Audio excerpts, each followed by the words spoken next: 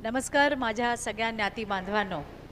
आज मनापासून आनंद झाला की विविध ठिकाणी विविध विषयांवरती आम्ही बोलत असतो, पण मी आज माझ्या सगळ्या ज्ञाती बांधवांच्या समोर बोलते.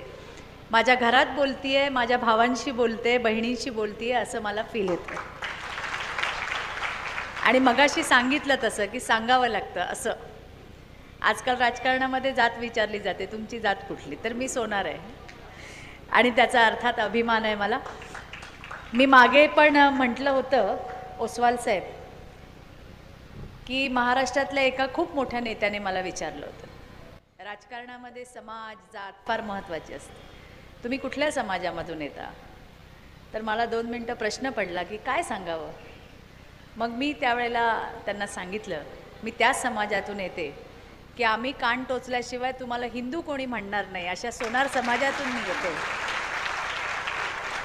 आणि तिथून आज खरी सुरुवात झाली. मला आनंद आहे की आज गोल्ड व्हॅल्यूअर्स असोसिएशनच्या माध्यमातून एक छोटेखानी का होईना, पण आपल्याला कुठेतरी आम्ही एक आहोत आणि आमच्यासोबत कोणतरी आहे, ही काळेसाहेब जी एक भावना असते ती कुठेतरी वाढीला लागताना मला आता समाजात दिसते. मी तुम्हाला म्हटलं की माझा जन्मच या जातीत झाला आहे. माझ्या माहेरची जातही सोनार आहे आणि सासरची जातही सोनार आहे. सोनारांच्या आयुष्यातली स्थित्यांतरं ही आम्ही पाहत आलो आहे. मला आठवतं तर माझ्या लग्नाला झाली 31 वर्ष, तर 31 वर्षापूर्वी आमची आई आमची आजी म्हणायची की जोडवे ठोकणाऱ्याला जरी पोरगी दिली तरी पोरगी उपाशी राहणार नाही. ही 30 वर्षापूर्वीची परिस्थिती होती. बरं, आता काय झालंय, व्यवसायामध्ये खूप स्थित्यंतर आलंय आणि कुठेतरी व्यापाऱ्यांना पण असं वाटायला लागलं होतं आरडी की अरे आमच्यासोबत कोणी आहे की नाही, आपले काही प्रश्न आहेत. एकतर झालंय असं, सोनार म्हटलं की लोकांना असं वाटतं तुम्हाला काय कमी आहे. सोनार म्हटलं तर सगळ्यांना वाटतं आपल्या घरी सगळ्या चांदीचे आणि सोन्याचे बिस्किटच पडलेले आहेत की काढा आणि आणा, असं नाही आहे. त्यामुळे आपले प्रश्न म्हटलं तुम्ही, अरे सोनारांचे काय प्रश्न, व्यापाऱ्यांचे काय प्रश्न आहेत ना, आमचे पण प्रश्न आहेत. आमच्या पण आज कामावरती गदा आलेली आहे.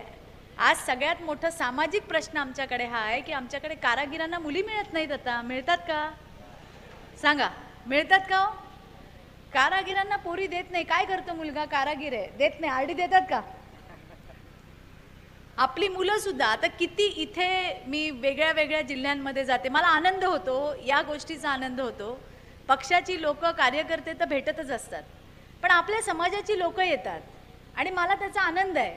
मग तो अहिरचे अशातला भाग नाही हो, तो माळवी आहे, तो दैवज्ञ आहे, तो महामुनी आहे, तो पांचाळ आहे, तो वेगळ्या वेगळ्या जातीतले, पण सोनार म्हणून ते भेटायला येतात आणि मला त्याचा खूप आनंद होतो. मी त्यांना आवर्जून विचारते तुमचं काही काम असेल तर मला सांगा, कारण आज जी संधी भारतीय जनता पार्टीने आणि आमचे नेते देवेंद्रजींनी मला दिली आहे, तर मला असं वाटतं की मी माझ्या समाजासाठी काहीतरी करायला पाहिजे.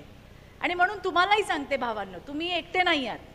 आणि म्हणून गोल्ड व्हॅल्यूअर्स असोसिएशनचं कौतुक यासाठी आहे की तुम्ही लोकांना हे दाखवून दिलं की तुम्ही एकटे नाही आहात, आम्ही आहोत तुमच्यासाठी. तुमचे छोटे मोठे प्रश्न काय असतील ते आपण नक्की सोडवू.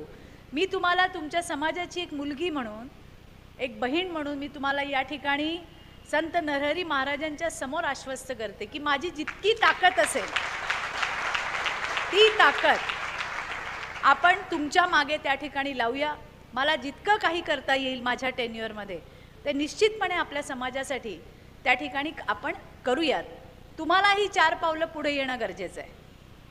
आपण किती समाजाच्या कार्यक्रमांना जातो, किंवा आजसुद्धा खरं तर हे म्हणजे मी मागे आलेले त्यावेळेला मी हुपरीला वगैरे गेले होते. मी बोलले तुम्हाला ओसवालची खूप व्यापारी आहेत. परवा मला ते सुभाष हुपरीकर भेटायला आले होते, मी कोल्हापूरच्या दौऱ्यावर होते तेव्हा.